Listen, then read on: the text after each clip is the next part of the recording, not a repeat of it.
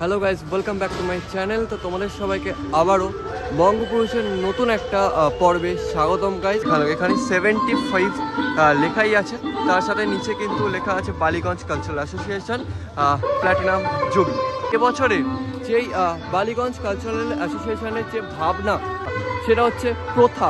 তোমরা দেখতেই পাচ্ছ ওপরে কিন্তু থিমের নাম লেখাই আছে।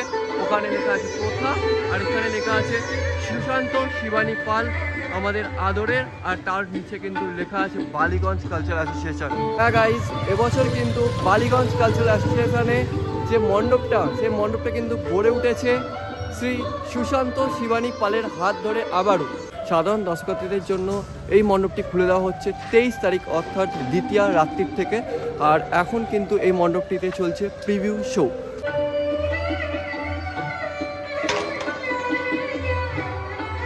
তো গাইস, ফাইনালি কিন্তু আমি এখন ঢুকে গেছি হচ্ছে বালিগঞ্জ কালচারাল অ্যাসোসিয়েশনের সামনে।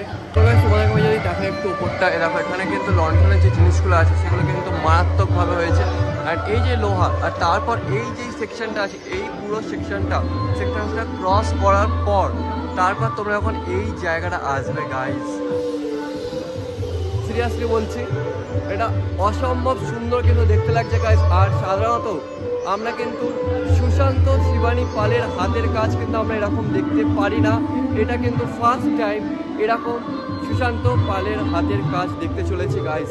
তো যেমনটা দেখতে পাচ্ছি, একটা আলাদা একটা রাজ পরিবারের মতো লাগছে ব্যাপারটা। এখানটা কিন্তু লেখা আছে প্রথা, যেটা এবছরের ভাবনা বালিগঞ্জ কালচারাল অ্যাসোসিয়েশনের, আর তার নিচে কিন্তু লেখা আছে আমাদের আদরের সুশান্ত শিবানী পাল নাম কিন্তু লেখাটা আছে। অ্যান্ড এই শিল্পীর যে হাতের লেখার কাজটা কিন্তু মারাত্মক সুন্দর। আর যদি তুমি একটু করে ভেতরে ঢোকো গাইস, ব্যাপারটা এইরকম একটা পুরো দেখতে লাগছে, একটা আউট অফ দি বক্স জায়গাটা গাইস, পুরো আউট অফ দি বক্স লাগছে এই জায়গাটা। এইখানটা হচ্ছে তোমার পুরোটা হচ্ছে এন্ট্রেন্স। এখানে এন্ট্রেন্সটা নিয়ে এই যে এখানটা হচ্ছে ঠাকুর মণ্ডপ, ঠিক আছে, ঠাকুর স্থান। আর এই জায়গাটা কিন্তু হচ্ছে আলাদা একটা জায়গা। এখন ওপরে কিন্তু তোমরা লাইক যেতে পারবে, ঠিক আছে, যারা আসছে তারা কিন্তু যেতে পারবে, বাট পরে হয়তো যেটা দেবে না এই জায়গাটা। আর এই যে মণ্ডপটা, এই মণ্ডপটা কিন্তু খুলে দেবে মেবি সম্ভবত 23 তারিখ অর্থাৎ দ্বিতীয়া থেকে। এখন কিন্তু চলছে এই মণ্ডপে প্রিভিউ শো। আর যদি তোমাদের আমি এই সেকশনটা একটু দেখাই, দেখো এখানটা কিন্তু কাঠের কাজ করা হয়েছে, এখানটা লোহার কাজ আছে, তার সাথে পুরোটা জায়গায় কিন্তু লাইটস লাগানো আছে। আর যদি তুমি এইখানটা দেখো, এখান থেকে তোমার একটু লাইক জায়গাটা নিয়ে যাই, দেন জায়গাটা কেমন একটু দেখতে দেখো, তোমাদেরকে একটু দেখাবো। এই দেখো জায়গাটা, এখানটা উপরে কিন্তু এরকম লোহার স্ট্রাকচার কিন্তু করা আছে।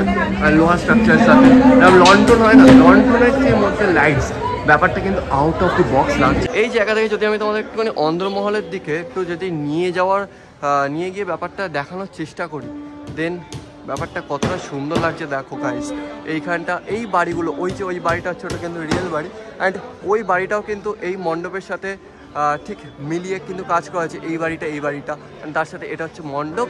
আর এই যে আমাদের ফাইনালি ঠাকুর স্থান, যেটা কিন্তু অভূতপূর্ণ একটা ঠাকুর স্থান। অ্যান্ড ঠাকুর স্থানটা জাস্ট করা হয়েছে দেখো গাইস, কতটা বড় জায়গাটা নিয়ে। অ্যান্ড মিডিলে মা প্রতিমা, আমাদের মা দুর্গা বিরাজ করছে, তা উপরে আছে মহাদেব, অ্যান্ড সাইডে তার ছেলে মেয়ে।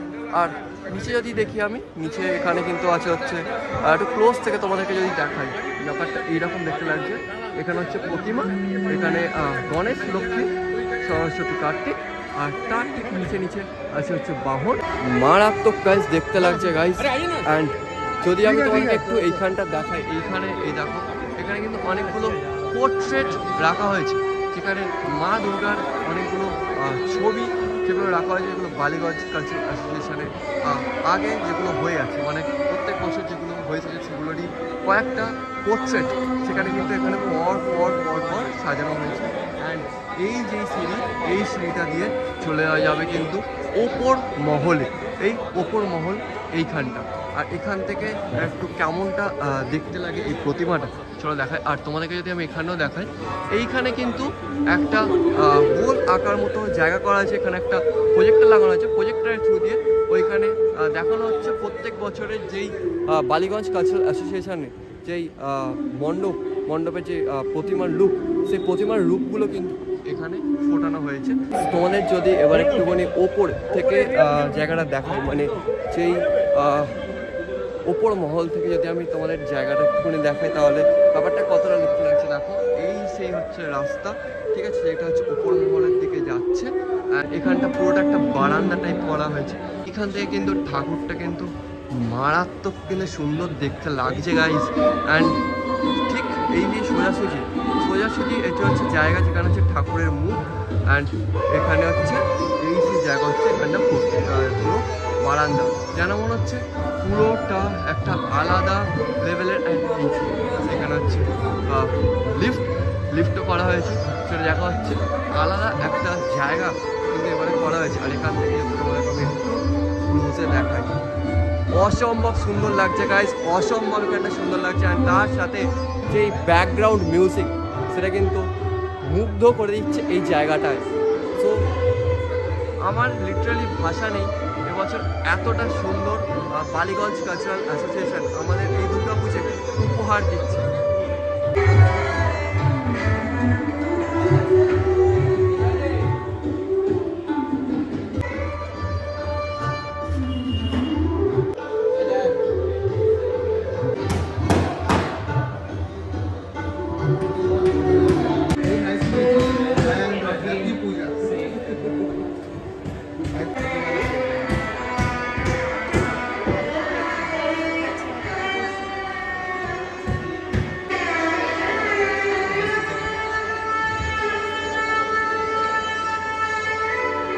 আরেকটা জিনিস যদি তোমাদের আমি একটুখানি দেখাই এই পাশটা, এই দেখো তোমাদের যেটা নিচ থেকে বলছিলাম, ঠিক আছে, যে এই দুটো ফ্ল্যাট আর এইখানে এই ফ্ল্যাটটা, ঠিক আছে, এগুলো কিন্তু প্যান্ডেল না গাইস, এগুলো কিন্তু রিয়েল।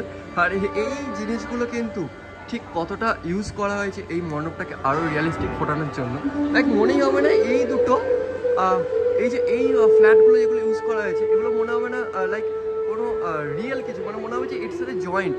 আর বা এইটাও মনে হচ্ছে না যে এইটা কদিনের জন্য জাস্ট কদিনের জন্য হাতে বানানো, জাস্ট পুরো জিনিসটা দেখো, দেখে মনে হচ্ছে যে রিয়েলিস্টিক।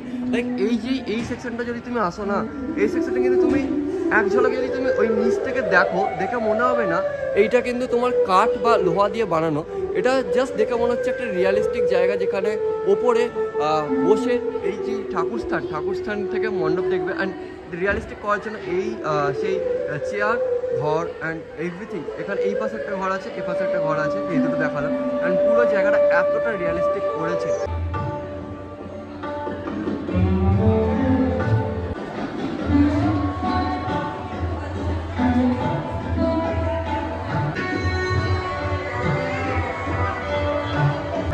যদি আমি তোমাদেরকে একটু নিচে, মানে এই নিচে গিয়ে ওই ঠাকুর স্থানটার ভেতরে গিয়ে তোমাকে দেখাই, তো ব্যাপারটা ঠিক কেমনটা লাগে চলো একটু দেখে নিই ভেতর থেকে, সামনে থেকে মা প্রতিমাকে দর্শন করি আর তোমাদেরকেও দেখাই।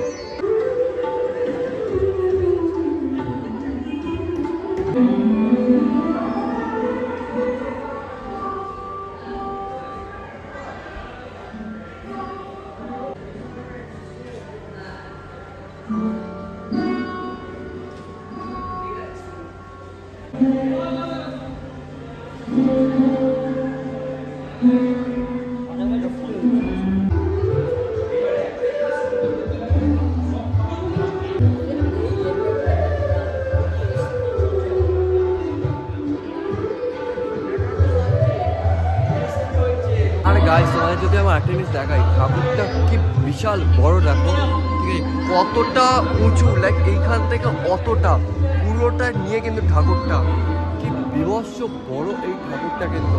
তো গাইস চলো আজকের এই ভিডিওটা এখানে অবধি, তোমাদের সাথে এটাই শেষ দেখাটা। পরবর্তীকালে আবার নতুন ব্লগে তোমাদের সাথে কিন্তু দেখা হতে চলেছে। ততক্ষণের জন্য টাটা, বাই বাই, ভালো থাকো, সুস্থ থাকো, শুভ শারদিয়া। আর তোমরা কিন্তু কবে এই মণ্ডপটাকে দেখতে আসছো অবশ্যই কিন্তু কমেন্টে জানিও। আর নেক্সট ভিডিও কোথায় চাও সেটাও কিন্তু কমেন্টে বলো। Bye bye.